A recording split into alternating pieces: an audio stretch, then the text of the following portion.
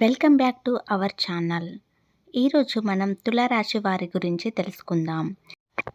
ఈ తులారాశి వారికి 30-31 తేదీలలో వీరికి ఒకరి వల్ల ధనలాభం కలుగుతుంది. అది ఎవరి వలనో తెలుసుకుందాం. తులారాశి రాశి చక్రంలో 7వ రాశి. చిత్ర నక్షత్రం 3-4 పాదాలు, స్వాతి నక్షత్రం 4వ పాదము మరియు విశాఖ నక్షత్రం 1-2-3 పాదాలలో జన్మించిన వారి వర్తిస్తుంది. ఈ రాశికి అధిపతి శుక్రుడు. ఈ తులారాశి గోచార ఫలితాలు ఎలా ఉంటాయో చూద్దాం. అంతకంటే ముందు మన ఛానల్ని ఫస్ట్ టైం చూసినట్టయితే లైక్ చేయండి, షేర్ చేయండి, సబ్స్క్రైబ్ చేయండి. గాలిలో మేడలు కట్టడం మీకు సహాయపడదు. మీ కుటుంబం వారు ఆశించిన మేరకు మీరు బ్రతకడానికి ఏదో ఒకటి చెయ్యాలి. కుటుంబ సభ్యులతో శాంతిపూర్వకమైన మరియు ప్రశాంతమైన రోజును గడపండి. అకస్మాత్తుగా అందే ఒక సందేశం మీకు అందమైన కలను తెస్తుంది. మీ ప్రేమ జీవితంలో వస్తున్న మీ సమస్యలన్నీ ఈ రోజులలో మీకు మీ అవగాహన మరియు తెలివితేటలతో అధిగమించగలుగుతారు. పనికిరాని విషయాలతో పోరాడడానికి మీ ఇద్దరు చాలా సమయం మరియు శక్తిని వృధా చేశారని మీరు మరియు మీ ప్రేమికురాలు గ్రహిస్తారు. మీ వృత్తి జీవితానికి ఇదొక అద్భుతమైన సమయం. మీరు జీవితంలో గొప్ప పురోగతిని సాధిస్తారు. మీ ఉద్యోగంలో మంచి గుర్తింపు లభిస్తుంది. ప్రమోషన్లు వచ్చే అవకాశం ఉంది. మీపై అధికారుల నుండి ప్రశంసలు పొందుతారు. విదేశీ ప్రయాణాలు, విదేశీలో ఉద్యోగం చేయాలనుకునే వారికి ఇది మంచి సమయం. మీ కల నెరవేరుతుంది.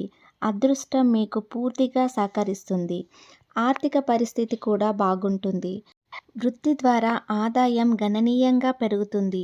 రుణాలు లేదా ఆర్థిక సహాయం కోసం చేసే ప్రయత్నాలు ఫలిస్తాయి. అయితే ఊహించని ఖర్చులు పెరగవచ్చు. అనవసరమైన రిస్కులు తీసుకోకుండా తెలివైన పెట్టుబడులు పెట్టడం మంచిది. 9వ ఇంట్లో గురువు ఉండటం వల్ల తండ్రి గారితో సంబంధాలు మెరుగుపడతాయి. వారి నుండి మీకు సపోర్ట్ వస్తుంది. వారు మీకు డబ్బు సహాయం చేసే అవకాశం ఉంది. మిమ్మల్ని మెచ్చుకుంటారు. కుటుంబంలో మీ తండ్రి గారు కాకుండా మిగతా వారు కొంచెం గందరగోళంగా చేస్తారు. పిల్లల ఆరోగ్యం బాగుండకపోవచ్చు. వారి గురించి జాగ్రత్తగా వహించాలి. చిన్న ప్రాబ్లమ్స్ కదా అని వదిలేయకండి. పిల్లల ప్రవర్తన వల్ల కూడా కొంచెం అసంతృప్తి కలగవచ్చు. వారితో కోపంగా కాకుండా స్నేహపూర్వకంగా మెదలండి. ప్రేమ వ్యవహారాలలో ఆకస్మిక మార్పులు, అపార్థాలు వస్తాయి. ఈ సమస్య గురించి ఎవరితో షేర్ చేయకూడదు. వారు మీ సమస్య ఇంకా పెంచే అవకాశం ఉంది.